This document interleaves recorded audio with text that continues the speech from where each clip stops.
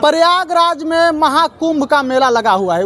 वहाँ पर बहुत सारे लोग जा रहे हैं स्नान करने के लिए। बहुत सारे बयानबाजी भी हुआ है। चंद्रशेखर आजाद रावण ने ऐसा बयान बाजी किए हैं कि जो पाप करेगा वही जो है कि महाकुंभ नहाएगा। सवाल रहेगा सर कि जो महाकुंभ का मेला लगा हुआ है, बहुत ही जो है कि लोग जा रहे हैं वहाँ पर दर्शन करने के लिए, नहाने के लिए। महाकुंभ नहाने से क्या होता है? देखिए, गंगा स्नान करने से कुछ होने वाला नहीं है। उससे अच्छा है कुआं का पानी, नलका का पानी, हैंडपंप के पानी या नहर के पानी से स्नान कर लीजिए। सबसे दूषित पानी है तो गंगा नदी का पानी है। इसीलिए वहाँ नहाने से लोग इसलिए जाते हैं गंगा स्नान करने के लिए। वो लोग पाप करते हैं आप भी वही बात दोहरा रहे हैं जो चंद्रशेखर आजाद रावण जो दोहराए हुए हैं। गंगा नदी में नहाने से पाप धुलती है। तो लोग गंगा नदी में क्यों जाते हैं? कुकर्म करते हैं, गलत काम करते हैं, चाहते हैं हमने गलत काम किया है, ज्यादा पाप किया है, गंगा स्नान कर लेते मेरा पाप धुल जाए। आपके कहने अनुसार जो है कि महाकुंभ नहीं लगना चाहिए, यज्ञ नहीं होना चाहिए न, मेला इस तरह का ढोंग पखंड का मेला नहीं लगना चाहिए। जो महाकुंभ के बात कर रहे हैं वो महाकुंभ तब पखंडियों ने ये वहाँ शुरू कर दिया, मगर उसके पहले महाकुंभ जो लोग आते थे वो बौद्ध मेला था। आज हमारे बौद्ध भिक्षु और जितने उपासक उपासिका है, जितने भीम सैनिक हैं, सबको ये कुंभ मेला नहीं है, बौद्ध मेला है। सबको वहाँ कुंभ मेला के जगह पर बौद्ध मेला में हमारा दावा ठोकना चाहिए। सबको वहाँ जाकर बौद्ध मेला लगाना चाहिए, अपना दावा ठोकना चाहिए। अच्छा, अपना दावा। हाँ, जितने 33 करोड़ हिंदुओं का मंदिर है, वो 84,000 बुद्ध विहार है। 84,000 बुद्ध विहार सबका जांच से मंदिर का मस्जिद का खोदाई हो रहा है ना, मस्जिद का खोदाई करो या मंदिर का खोदाई करो, नीचे खोदोगे तो तथागत बुद्ध ही मिलेंगे, ताकि अपना विरासत हम लोग। अच्छा, आपके कहे अनुसार न मंदिर, न मस्जिद, न चर्च, न गिरजाघर कुछ नहीं होना चाहिए क्या? नहीं होना चाहिए, ये हम नहीं कर रहे हैं या नहीं? नहीं, ये सब यज्ञ होने से कुछ होने वाला नहीं है। ये नर बलि, पशु बलि, ये सब यो घी जलाना, अन्न जलाना, चावल जलाना, ये सब गेहूं जलाना, ये सब ये खाने का चीज है। खाद्य पदार्थ बहुत सारे संत महात्मा कहते हैं कि यदि हम हवन करते हैं तो हमारा वातावरण शुद्ध होता है। आप किस नज़र से देखते हैं? वातावरण शुद्ध नहीं होता है और कार्बन डाइऑक्साइड फैलता है और अशुद्ध होता है, प्रदूषण फैलता है। इसीलिए जलाने वाला चीज को जलाना चाहिए, ना जलाने वाला को, खाने वाला चीज को खाइए, जलाने वाली चीज को जलाइए। तो हम यही कहेंगे, आप पखंडबाज से दूर होइए, पूजा पाठ में खर्चा मत कीजिए, 1 रुपया बचाइए और बच्चों को पढ़ाइए। जब तक बच्चा नहीं पढ़ेगा आपका गरीबी दूर नहीं होगा। एजुकेशन इज लाइफ, सद बाबा साहब जी ने कहा था। इसीलिए आप धर्म को अपनाओ, पंचशील का पालन करो, जीवन में हत्या मत करो, चोरी मत करो, गलत विचार मत रखो, झूठ मत बोलो और किसी प्रकार का नशा मत करो। नशा नहीं करोगे तो तुम्हारा घर में गरीबी खत्म हो जाएगा, आप अमीर बनना शुरू हो जाएगा। जो करेगा उसके घर में बड़े बड़े संकट नहीं आएंगे, वो गरीब नहीं होगा। आने वाला समय में संकट भी दूर हो जाएगा, अमीर भी बन जाएगा। मेरा सवाल, अपने अपने महारथियों को पूजा करते हैं, आप भी करते हैं, इसमें पखंडवाद कहाँ से? पूजा का मतलब क्या होता है? पूजा का मतलब नहीं होता है मूर्ति के सामने, पत्थर के सामने जाके माथा पटक देना, किसी पूर्वजों के सामने जाके खूब माथा पटको, तुम्हारे पूर्वज तुमको देने वाला है। हाँ, पूजा का मतलब होता है अपने नियमों का आधार पर होना चाहिए। धर्म और धर्म में क्या अंतर है? धर्म और धर्म में जमीन आसमान का फर्क है। धर्म का परिभाषा होता है, मगर बुद्ध ने धर्म नहीं चलाया, बुद्ध ने धर्म चलाया। धर्म का मतलब होता है हर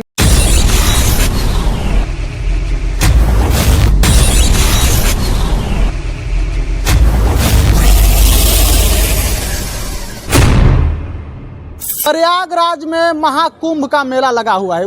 वहाँ पर बहुत सारे लोग जा रहे हैं स्नान करने के लिए। बहुत सारे लोग जो है कि इसमें बयानबाजी भी हुआ है। चंद्रशेखर आजाद रावण ने ऐसा बयान बाजी किए हैं कि जो पाप करेगा वही जो है कि महाकुंभ नहाएगा। हमारे साथ जुड़ रहे हैं भंते जी, कृति भंते जी, इनसे हम बातें करेंगे। सबसे पहले सब स्वागत है आपका। बहुत बहुत धन्यवाद आपके BBP न्यूज को। दिन दुना रात चौगुना आप लोग आगे बढ़िए। मेरा सवाल रहेगा सर कि जो महाकुंभ का मेला लगा हुआ है, बहुत ही जो है कि लोग जा रहे हैं वहाँ पर दर्शन करने के लिए, नहाने के लिए। महाकुंभ नहाने से क्या होता है? देखिए, गंगा स्नान करने से कुछ होने वाला नहीं है। उससे अच्छा है कुआं का पानी, नलका का पानी, हैंडपंप के पानी या नहर के पानी से स्नान कर लीजिए। सबसे दूषित पानी है तो गंगा नदी का पानी है। इसीलिए वहाँ नहाने से लोग इसलिए जाते हैं गंगा स्नान करने के लिए। वो लोग पाप करते हैं, पाप करते हैं आप भी वही बात दोहरा रहे हैं जो चंद्रशेखर आजाद रावण जो दोहराए हुए हैं। बहुत सारे मीडिया के सामने जो है कि बोले हैं, लोग पूछते हैं कि आप महाकुंभ को किस नज़र से देखते हैं, तो वो बोले हैं कि जो पाप करता है वही महाकुंभ जाता है।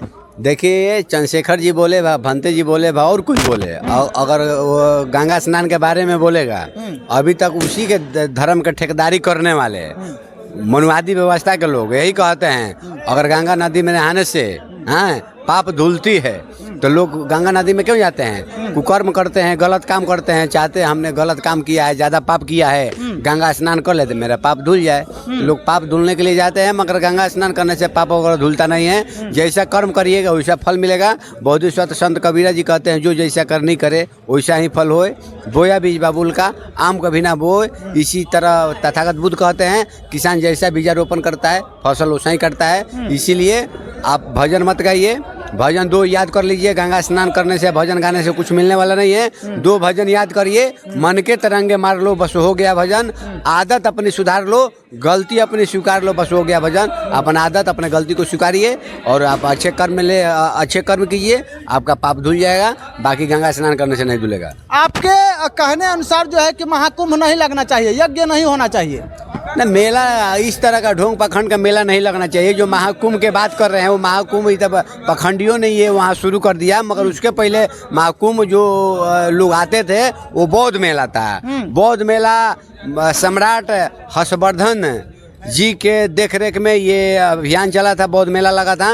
वो हर्षवर्धन जी की जो बेटी थी राजकुमारी, उनके कहने पर, राजकुमारी के कहने पर उनके पिता हर्षवर्धन जी ने ये मेरा बौद्ध मेला लगवाया था।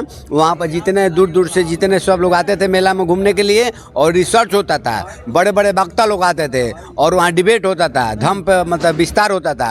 और धम्म पर व्याख्यान होने के बाद जो धम्म में जो अच्छा ज्ञान रखता था, अच्छा ज्ञान बात को बताता था, जो जीतता था उसको राजा हर्षवर्धन ने उनको इनाम भी दिया था। इस तरह का बौद्ध मेला था। आज हमारे बौद्ध भिक्षु और जितने उपासक उपासिकाएं, जितने भीम सैनिक हैं, सबको ये कुंभ मेला नहीं है, बौद्ध मेला है। सबको वहाँ कुंभ मेला के जगह पर बौद्ध मेला में हमारा दावा ठोकना चाहिए। सबको वहाँ जाकर बौद्ध मेला लगाना चाहिए। बौद्ध मेला लगाना चाहिए, कुंभ मेला नहीं। जहाँ पर कुंभ मेला लगता है वो बौद्ध मेला है। और सभी जो है कि भीम प्रेमियों को जाना चाहिए, वहाँ पर बुद्ध प्रेमियों को जाना चाहिए, उपासकों को जाना चाहिए, और वहाँ पर जो है कि बौद्ध मेला लगाना चाहिए। मतलब किस अपना दावा ठोकना चाहिए। अच्छा, अपना दावा। हाँ, जितना 33 करोड़ हिंदुओं का मंदिर है, वो 84,000 बुद्ध विहार है। 84,000 बुद्ध विहार सबका जांच से मंदिर का मस्जिद का खुदाई हो रहा है ना, मस्जिद का खुदाई करो या मंदिर का खुदाई करो, नीचे खोदोगे तो तथागत बुद्ध ही मिलेंगे। तो सब जहाँ जैसे महाबोधि महाविहार बोध गया में पांडवों ने उसको, मनुवादियों ने कब्जा कर लिया, उस तरह मतलब तिरुपति बालाजी जाइए, पंढरपुर जाइए, जितना हिंदुओं का पुराना मंदिर है वो सब बुद्ध विहार है। आज आने वाला समय में जितने बौद्ध हमारे हैं, आप लोग जग जाइए, जितने भीम सैनिक है जग जाइए, अपने महापुरुषों को विरासत को लेने के लिए तत्पर हो जाइए। हम लोग इस देश पर शासन करता जमात बने, सोए हुए समाज को हम लोग जगाने का काम करें, गांव गांव में कैडर करें, ये सब बताने के लिए, ताकि अपना विरासत हम लोग। अच्छा, आपके कहे अनुसार न मंदिर, न मस्जिद, न चर्च, न गिरजाघर, कुछ नहीं होना चाहिए क्या?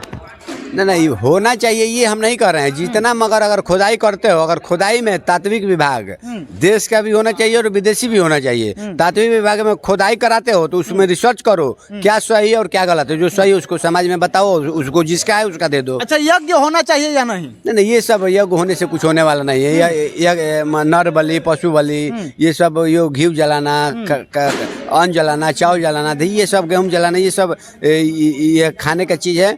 खाद्य पदार्थ बहुत सारे संत महात्मा कहते हैं कि यदि हम हवन करते हैं तो हमारा वातावरण शुद्ध होता है। आप किस नज़र से देखते हैं? वातावरण शुद्ध नहीं होता है और कार्बन डाइऑक्साइड फैलता है और अशुद्ध होता है, प्रदूषण फैलता है। इसीलिए जलाने वाला चीज को जलाना चाहिए, ना जलाने वाला को, खाने वाला चीज को खाइए, जलाने वाली चीज को जलाइए।